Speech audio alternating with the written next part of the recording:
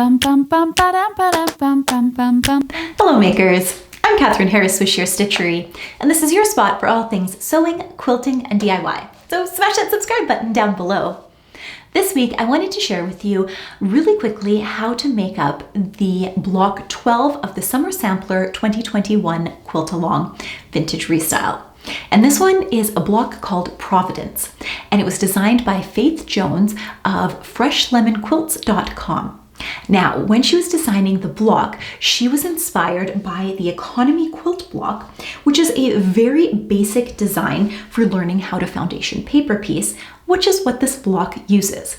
Now, this is the only block that does use foundation paper piecing to create the block in this whole quilt along and sampler.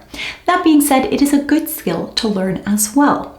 And so she decided to incorporate as many of these economy blocks as she could in the Providence block. And I will let you take a look at it here.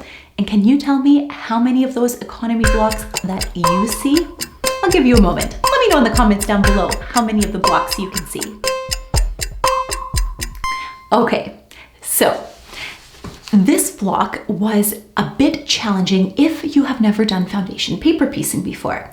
Now I have. That being said, the instructions are really great in this pattern, and they do have a video to go along with the basics of how to do foundation paper piecing. Now I've also just quickly run over the very basics of how to do foundation paper piecing, as well as a couple of tools that you are going to want to grab that will make your life a lot easier. How to foundation paper piece.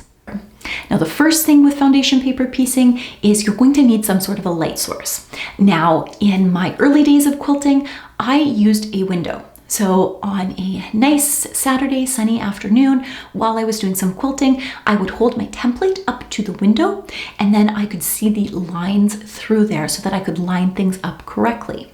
Now in this instance, I am going to be using a light box, and they are not that expensive. I think I grabbed mine on Amazon, and I will link the one that I have down below if you want to grab the same one.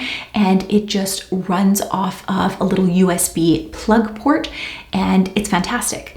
It is great for doing quilting, but if you are also a person who likes to sew garment clothing, I love to use this using my croquis underneath so that I can design different dresses and garments on that croquis, and it enables me to layer things and really draw things out nicely.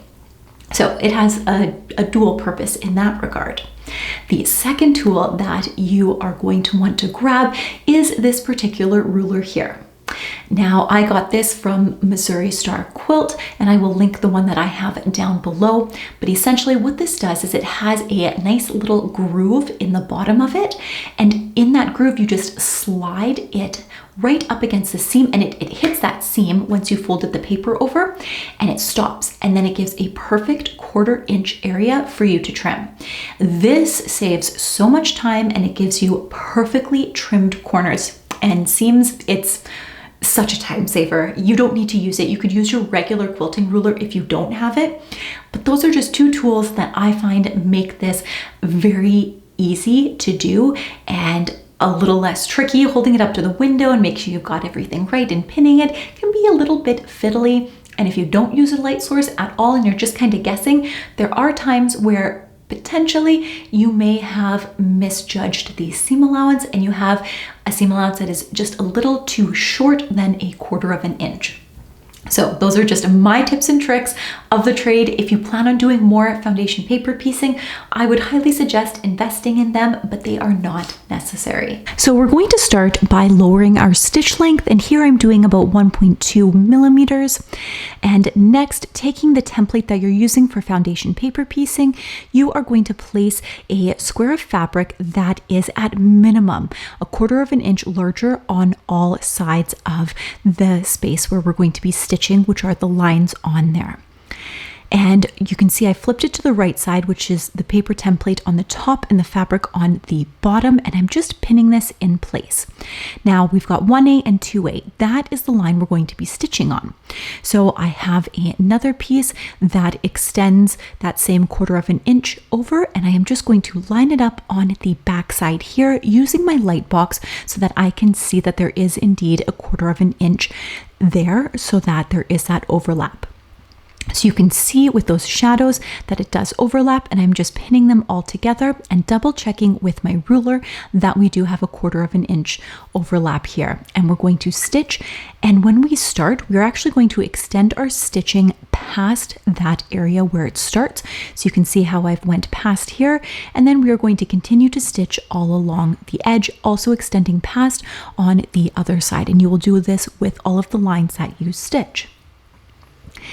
And next we are going to fold the paper template back in on itself and then use our at a 1/4 plus ruler or your regular ruler to trim that seam allowance down to a 1/4 of an inch. And just use your rotary cutter to trim off the excess here. And this is what it will look like once it is pressed nicely. You're just going to press it open before you stitch the next one on. So we've got 1A and 2A done. Now we need to move on to number 3. And pretty much all paper piecing templates kind of follow this same pattern. So I just choose a piece that is larger than the area that we're going to stitch, measure that it is a 1/4 of an inch in there. I flip it to the right side, which is the paper side, and I'm going to stitch along here. It should be noted that you are placing the 2 fabric pieces right sides together when you are doing this. Otherwise, when you open it up, you're going to have wrong sides showing, and it's a little bit difficult with me using these solids because both sides are the right side. And then you're just going to press it open using your iron, being very careful here.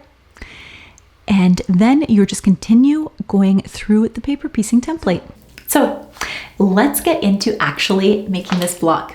Here we go. Bum bum bum ba-dum ba-dum bum bum bum bum bum ba-dum ba-dum bum bum bum bum ba-dum ba-dum bum bum bum bum bum ba-dum ba-dum bum bum bum bum ba-dum ba-dum bum bum bum bum bum ba-dum ba-dum bum bum bum bum ba-dum ba-dum bum bum bum bum bum ba-dum ba-dum bum.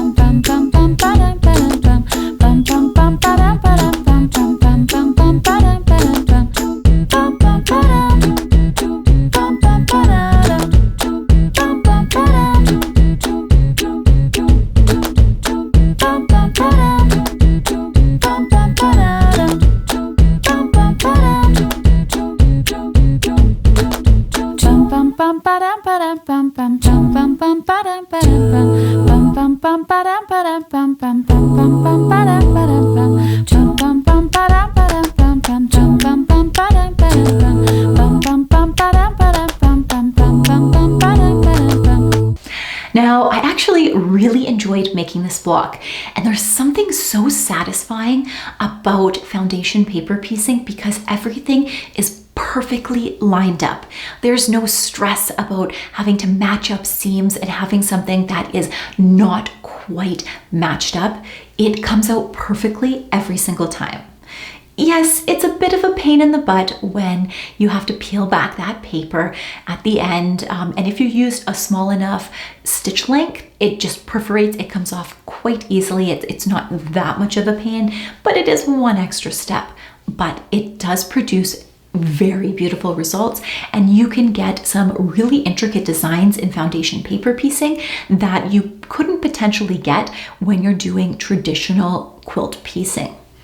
I really loved that they included this technique in the sampler as well because it really rounds out the quilt sampler, especially for a beginner getting into quilting. It is something that you're going to want to learn and explore, and it gives you a nice little taste on what that is.